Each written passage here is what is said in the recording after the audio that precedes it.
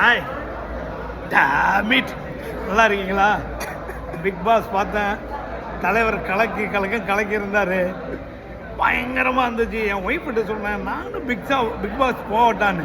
எங்கள் வீட்லேயே அந்த வேலை தானே பண்ணிக்கிட்டு இருக்கீங்க, அங்கே போய் என்ன தான் பண்ண போகிறீங்க? கமல் சார்கிட்ட திட்டு வாங்கணுமா? போங்க. நான் சொல்ல, மக்கள் சொல்கிறார்கள்னு கமல் சார் மாதிரியே கை காமிச்சாங்க. அதான் அகத்து விட பக்கத்து விடலாம். All the way. Anyway big boss super best. Kalakkal.